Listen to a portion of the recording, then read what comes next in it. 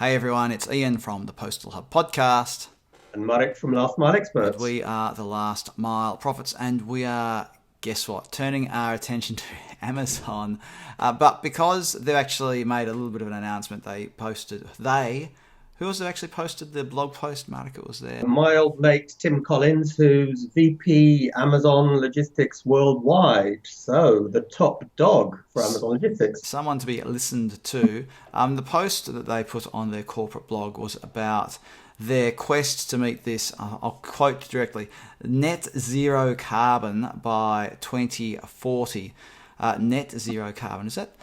They're not trying to copy DHL, are they? With DHL's very ambitious goal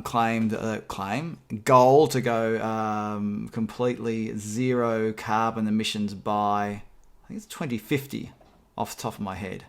So, do you know what, Ian? Everyone's looking at this space. Even when I was at La Poste DPD several years ago now, there were plans for this and discussions about when you can do it by. It is very, shall we say, popular at the moment to talk about it, particularly COVID, I think, has made it even more. We're coming across as very cynical about this, Marek, when it actually is a good news story in the whole when you're talking about let's reduce the impact on the environment.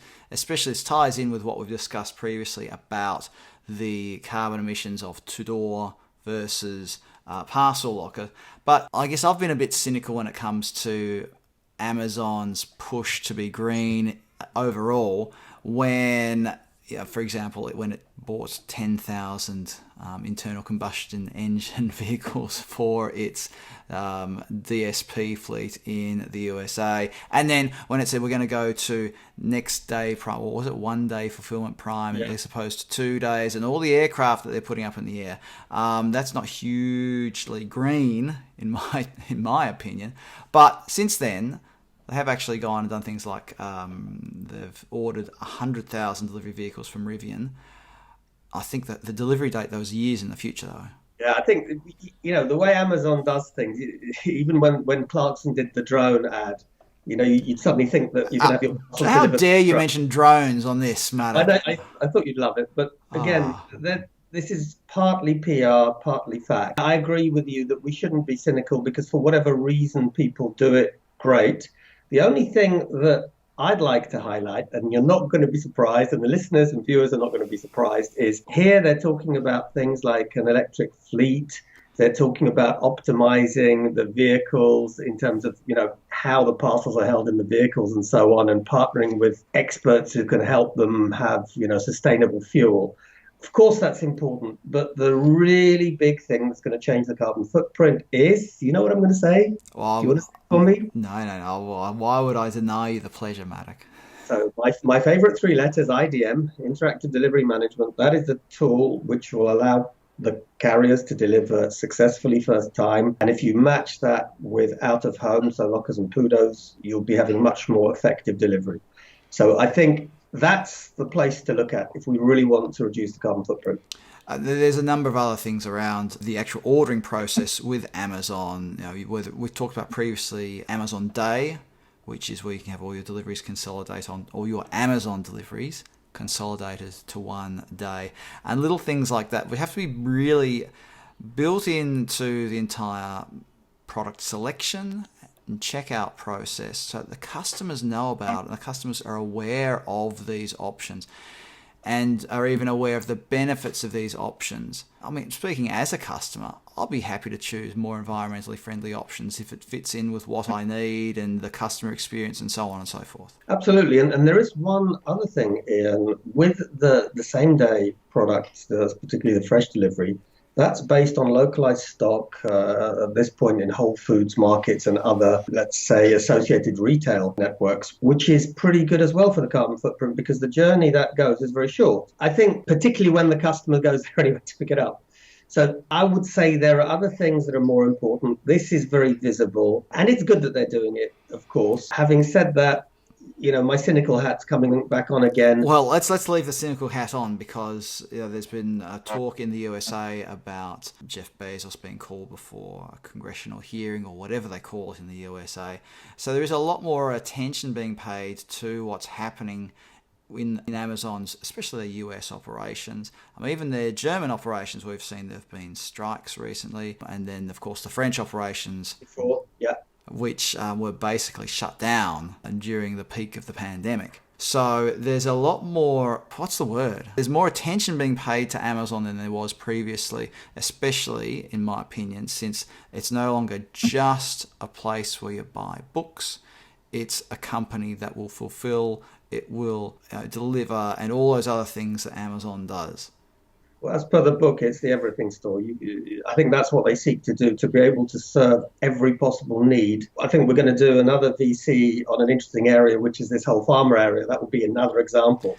But if we put our cynical hats on, then one might say that posts like this by Tim are part of making their image look good. And it's great that they're doing it. At the end of the day, let's get real in terms of the effect of these individual things. I mean, I had one other thing. In a country like Poland, I don't know how it is in the US, how they make their electricity, but in Poland, it's probably 90% coal generated, which isn't particularly clean, I'd say. You might not rate it as 100% green, but I think there's an argument that says that even generating electricity from coal is better than generating energy in a car from burning fossil fuels. But that's not an area where I'm an expert, Mark, and I'm certainly not going to nail my flag to the mast, nail my colours to the mast, whatever the phrase is, over this one. But I want to make a quick comment, and that is that Amazon is behind in the green stakes.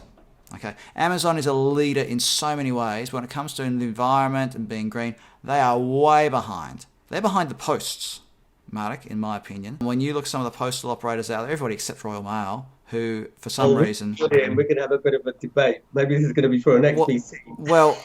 But in all seriousness, when you look at how posts like Deutsche Post and the like have electrified their fleets compared to the electrification of Amazon, Amazon's behind.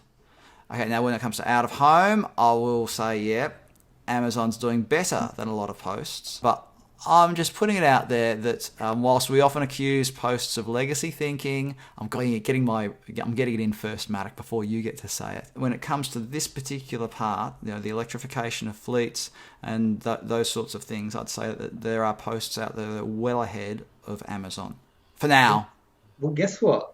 One might say that it's actually legacy thinking to invest in electric vehicles when you can achieve a much bigger effect through IDM and out of home. Of course, if you're using an electric vehicle to deliver to a parcel like a bank, Mark, you're in green heaven, right? Absolutely. I think this is where we can agree. The electric vehicle is the icing on the cake, and particularly if that vehicle is super smart and autonomous and all the things we discussed. But for now, perhaps we can agree on this, that the two go together. From what I remember with our webinar with Rafał Brzoska from InPost, wasn't it around about 3 to 4 times better in terms of carbon footprint, according to the latest data. The data I've got is actually even more than that, but that's old data, which maybe isn't as good. I mean, it is impressive, but just to cover off quickly, so the things that Amazon's looking at, things like maximising the efficiency on their current vehicles. I'm not sure there's a huge amount you can do with that, because we've been talking about that in the postal sector for years and years. Remember, there was a statistic, you might remember this, Matic, from your DPD days. Pump up the tyres in your delivery vehicles and you'll save up to 5% in fuel. Do you remember those sorts of statistics? I met a guy who ran a courier company. He said, we tried that across the entire fleet, made zero difference. But Ian, actually, we really did do that. Yeah. And it's not just the tyres, it's not having your aircon all the time if you don't need it. Yeah. It's about even things like not having your window open if you don't need it. But the really important one when we were looking at it actually was about, putting your foot on the accelerator. Driver training and, So a lot of stuff can be done, with some pretty basic training and getting people on board. When I look, by the way, in the post, there's actually sub-pages. And, they've got robots there, they've got AI and optimizing routes. So it's pretty complex. And I think all of that stuff is great. But maybe this is for another VC. I think it definitely is, because we're running over time now, Matic. So we do need to wrap it up. But comment below, have I been unnecessarily harsh on Amazon? Are there posts that are ahead of Amazon? I'd love to hear people's thoughts and comments on this particular topic. Marek Ruzhetsky from Last Mile Experts, thanks for being part of the Last Mile Profits today. Thanks, Ian. Thank you, everyone. Hey everyone, hope you enjoyed this episode of The Last Mile Profits. Make sure you subscribe, hit the subscribe button and also the notifications bell so you get a notification every time we add a new video to this channel. Look forward to sharing more stuff with you on The Last Mile Profits.